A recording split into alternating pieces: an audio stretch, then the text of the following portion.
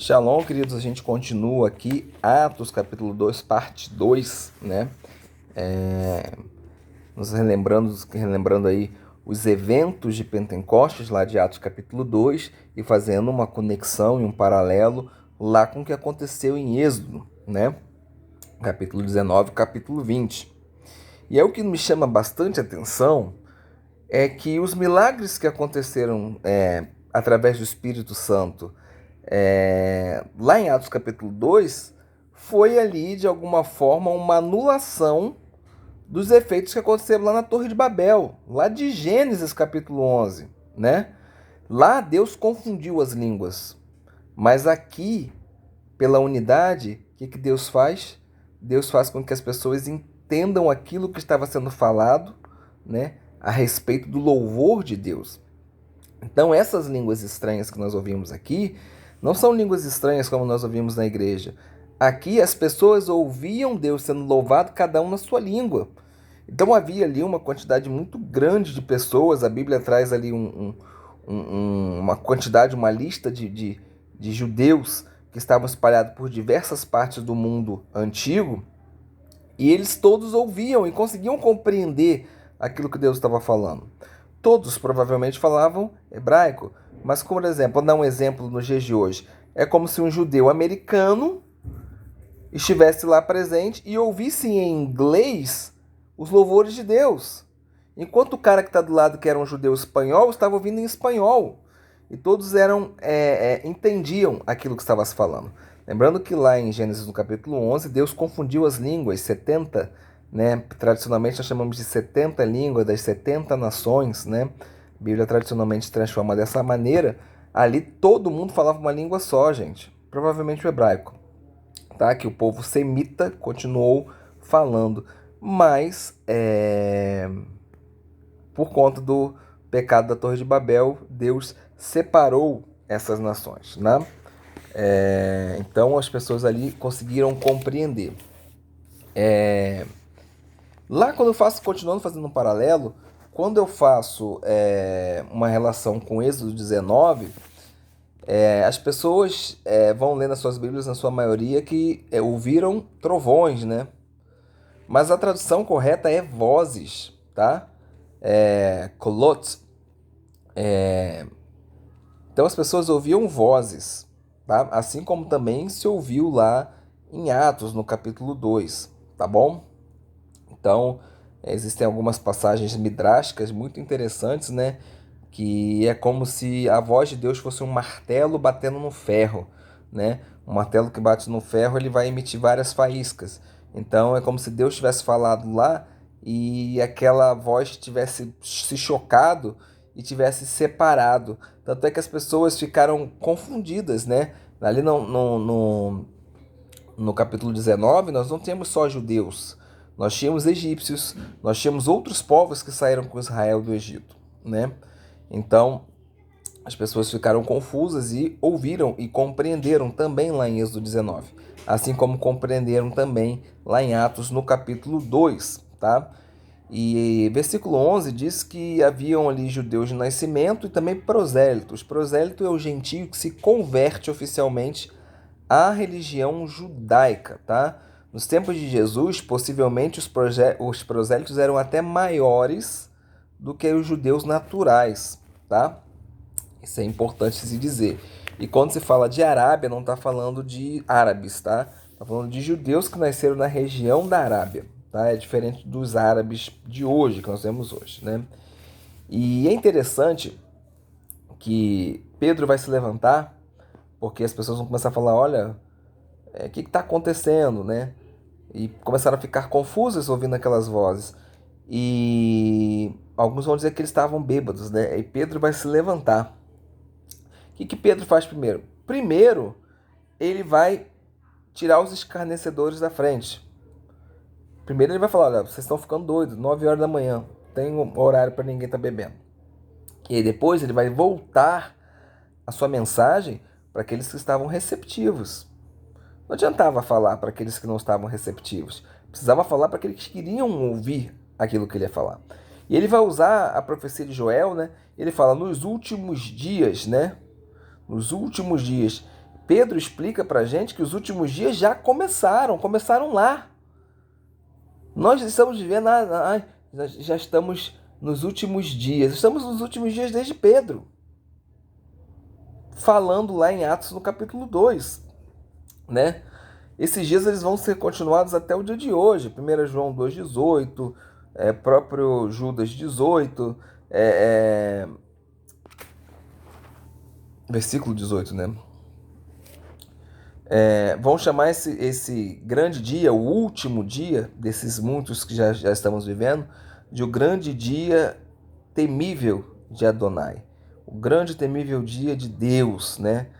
O sol escurecerá, e escureceu lá com Jesus no momento em que Jesus foi pendurado lá no madeiro, né, na cruz. Mas ainda veremos muitas coisas acontecerem, né? Mas a profecia, o mais importante aqui, talvez seja todo que invocar o nome de Adonai será libertado, tá?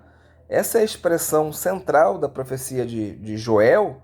Isso vai ser citado lá em Romanos 10 também, né? E aí Pedro vai dar uma chicotada neles, cara.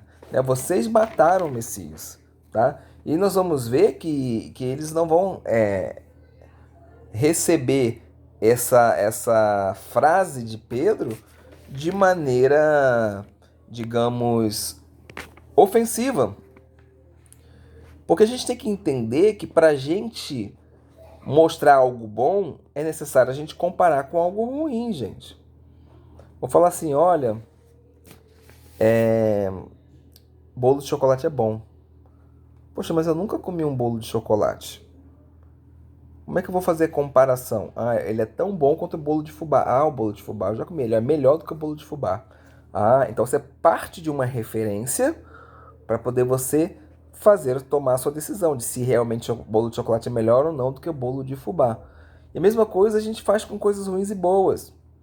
Olha, se você for por esse caminho aí, vai acontecer isso, isso, isso. Mas se você for por esse caminho, acontecerá isso, isso, isso.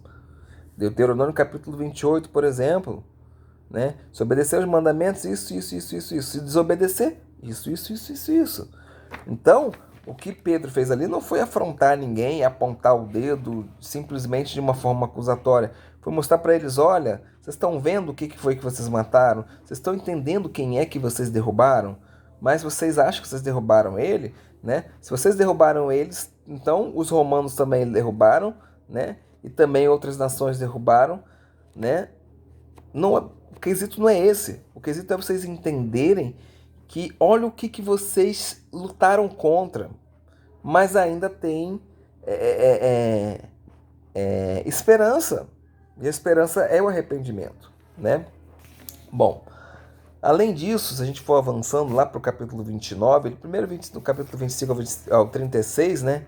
Ele vai citar ali o Salmo 16, versículo 8 ao versículo 11, tá? Que fala a respeito do Messias se levantando dentre os mortos, né? E aí o que Pedro faz, cheio do Espírito Santo? Lembra que Pentecostes também, tradicionalmente, é a data que Davi morreu, que o rei Davi morreu? Né? Então o que ele está fazendo? Ele está falando em Pentecostes para uma audiência de pessoas que sabiam disso. E ele fala que Davi morreu. Davi foi sepultado. O túmulo está entre nós desde até o dia de hoje, né? Apesar de que não é onde é lá em Israel descrito como o local da tumba de Davi, né? A tumba de Davi ficou ali pelo Monte Sião mesmo, tá? Então, ele deixa bem claro que essa passagem não está se referindo a Davi. Davi morreu. Vocês sabem onde é que ele está enterrado aqui, cara. Estamos falando do Messias. Davi era profeta. Davi falou do Messias. Falou de um que iria se sentar ao trono, que era descendente dele. Até segundo Salmo 132, segundo Samuel 7, né? Então, ele vai abordando essa situação, né? Fala o Salmo 110 também, né? Temos a presença do Salmo 110. E aí, embora Pedro tenha sido duro aí com seus irmãos judeus, muito mais do que muito pregador dos dias de hoje, né? Inclusive, muitos não ousariam a falar, como ele falou aqui. O povo ficou com o coração compungido, né? 3.000 pessoas responderam ao apelo, abandonaram o pecado e voltaram para Deus. Então, olha aí, ó. Às vezes a sinceridade causa essas coisas, né? Às vezes é melhor você apontar logo o problema do que você ficar rodeando, tá? Eu até divirjo da minha esposa em relação a isso, de pensamento, né? Ela acha que a verdade tem a maneira certa de ser dita. Eu já acho que a verdade tem que ser dita, né? Que não há maneira certa. É claro, você não precisa acusar ninguém, mas você precisa descrever a verdade, né? Então, as boas novas, gente, só faz sentido se a gente comparar com as notícias antigas, as ruins, tá? Bom, abandone o seu pecado, voltem para Deus, né? São 6 palavras aí em português. Para traduzir uma palavrinha no grego, né? Metanoissate, eu não falo grego, né? Ou techuvá em hebraico, né? Uma palavrinha para dizer volte, volta atrás, corrige o que você fez de errado e vem para frente de novo, né? E aí você precisa ser imergido, batizado, né, pela autoridade de Jesus, né? Ou seja, absorver, né, aceitar inteiramente a obra, o poder, a autoridade e a pessoa de Jesus, né? E aí Pedro fala, né, desta geração perversa, separada dessa geração perversa. Jesus também chamou ímpios, adúlteros, né? Geração de ímpios e de adúlteros, né? Pedro chama de perverso, né? Então, vejam como as coisas funcionavam, né? Parem de romantizar demais o evangelho, tá? O evangelho, às vezes, as pessoas querem romantizar e trazer para uma abordagem mais dos dias de hoje. Não é assim, o judeu é duro nas suas palavras, tá bom? Bom, 3.000 pessoas aceitaram ali, né? Você pode falar, é muito ruim ficar contando quantos aceitaram, quantos deixaram de aceitar, mas o livro de Atos vai mostrando o crescimento da igreja, né? Começa com esses 3.000, daqui a pouco são mais 5.000, eram 120, né? Ali no primeiro momento, no cenáculo, né? E assim vai andando, né? Assim a igreja vai crescendo, tá? E isso, na prática, mostra que o evangelismo judaico do primeiro século funcionou, foi bem sucedido, né? E aí mostra que aquelas pessoas que aceitaram, né, começaram a aprender do ensino dos apóstolos, né? O termo grego é didaquê, né? Tanto ensinar, né? Tanto a palavra ensinar quanto a doutrina ensinada, né? Num sentido dessa forma.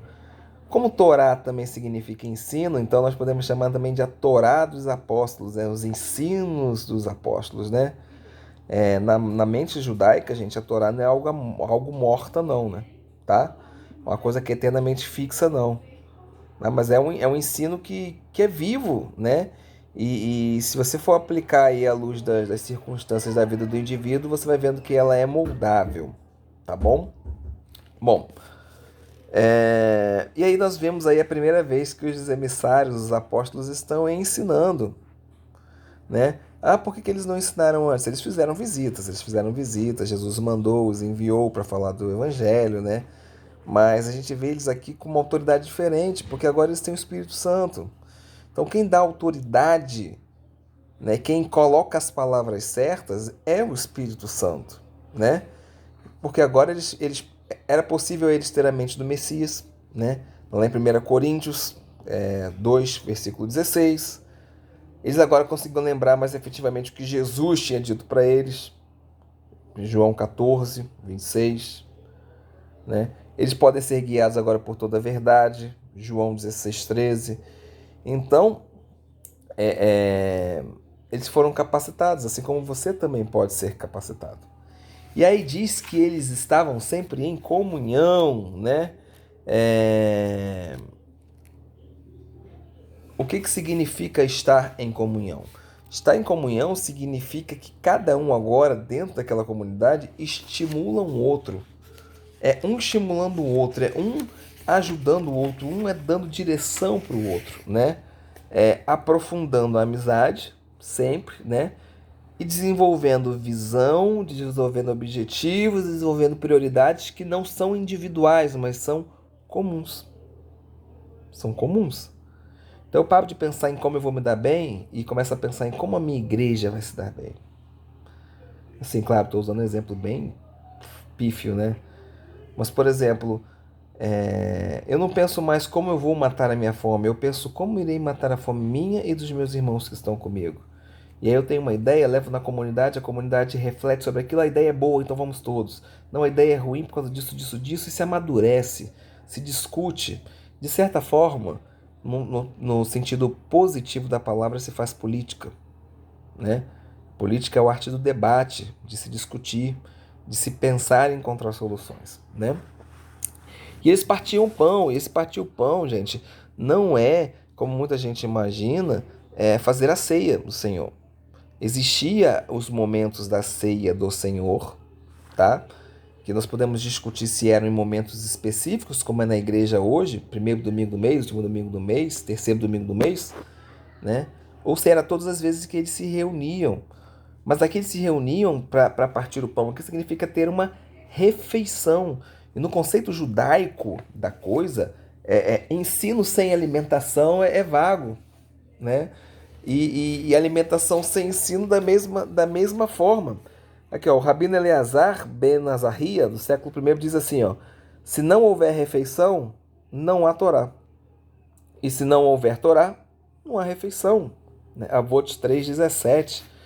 Então, aqui eles se reuniam, sim. Antes de comer a refeição, eles partiam, sim, um pão.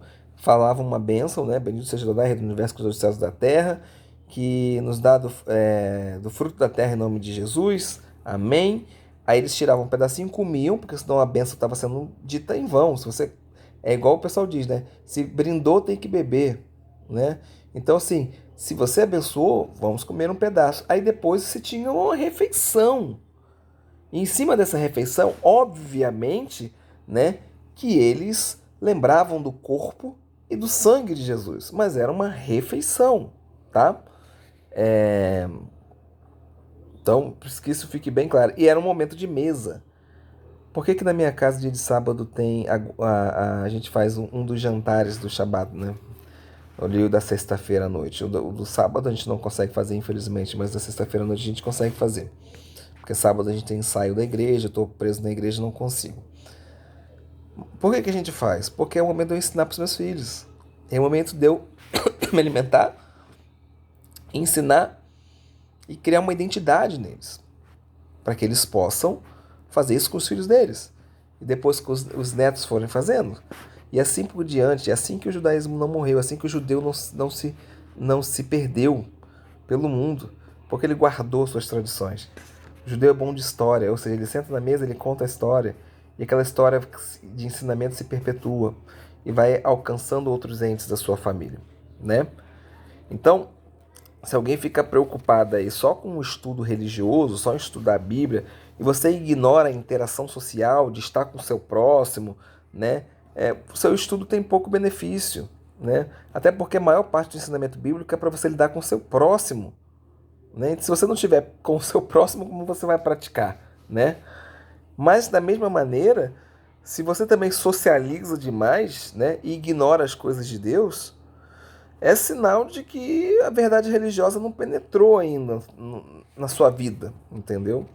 Então, queridos, assim funciona. Por isso a mesa deve ser muito bem utilizada, porque é um melhor momento para você ensinar, tá? E aí, o que acontece? Para a gente compreender. 3.000 pessoas ali aceitaram Jesus. E agora muitos deles ficaram em Jerusalém. E não tinham, não saíam de casa preparados. Eu vou sair daqui e vou viver em Jerusalém, eu tô com dinheiro aqui, tô com isso, tô com comida, tenho lugar para ficar, tá tudo certo. Mas não. Agora muitos ficaram ali. Alguns voltaram para sua terra, mas muitos ficaram ali. E agora, como é que se faz? Aí a comunidade entrou com um pensamento diferente. Aqueles que tinham começaram a vender suas propriedades e começaram a repartir entre os seus irmãos. Então, nós estamos vendo aqui um contexto diferente, tá? É um contexto onde muitas pessoas estavam vivenciando a fé ali e precisavam de algum recurso para viver e permanecer ali, tá? E esse espírito de irmandade, de desapego das posses, né? Altruísmo, hospitalidade, ele é muito evidente naqueles que são filhos de Abraão, tá? É normal ao cuidar do estrangeiro, cuidar da órfã, do viúvo, daquele que está necessitado, dos seus irmãos, isso é fantástico e a gente precisa cultivar mais isso. E eles continuavam ali de modo contínuo no pátio do templo. Só entra no pátio do templo, querido, judeu naquela época. Judeu. Havia um muro que separava ali. É sobre esse muro que Paulo fala lá na frente, que esse muro foi derrubado, né? E eles tinham respeito de todas as pessoas. Eles não foram excluídos, porque, obviamente, foram perseguidos pelas autoridades religiosas que estavam lutando contra aquele ensino de Deus, mas na população geral, não. Na população geral, eles eram bem vistos, bem quistos, porque eram pessoas honestas, direitos, que faziam aquilo que era correto, que davam bom testemunho. E não tinha como as pessoas olharem torto para quem faz aquilo que é correto. E assim Deus ia acrescentando aqueles que eram salvos por causa da obediência da lei, né, que foi permitida agora pelo Espírito Santo, que capacitava para você conseguir, né? Deus foi abençoando a comunidade messiânica. Ela foi crescendo, crescendo, e as pessoas foram sendo salvas, e todas elas de origem judaica. Eu sempre falo que o primeiro gentio é o centurião, né? Mas na verdade nós temos o samaritano antes, né? No capítulo 8, que era um judeu misturado. O samaritano, para mim, principalmente que sou brasileiro e estou acostumado com a miscigenação de raça, nós somos uma raça muito misturada, né? Graças a Deus, no Brasil nós somos bastante misturados. Nós temos brancos, negros, amarelos, vermelhos, né? Pardos, e somos muitos, e somos todos nós misturados, né? Então não consigo ver o samaritano como alguém separado. O samaritano era judeu também, só que era um judeu misturado, né? É um judeu que misturou ali com o sírio, com o babilônico, né? E foi excluído ali do seu meio. Mas eu interpreto ele como um judeu também, só que seguiu com uma linhagem religiosa diferente, né? De uma forma diferenciada, com ensinamentos diferentes, mas que, uma vez revistos, vão levar a gente na mesma direção. Coisas precisavam ser corrigidas, o próprio Jesus mostrou isso para a samaritana, naquele poço, mas eu não quero deixar de dizer que são. Até porque a população brasileira, grande parte é judia e não sabe, né? De tanta mistura que nós temos. Amém? Então é isso. Deus abençoe a sua vida. Um capítulo muito longo. Foram 21 minutos do primeiro vídeo, 23 desse segundo vídeo. Mas bastante coisa aí para você começar a pensar, refletir e ter uma visão diferente da palavra de Deus. Shalom.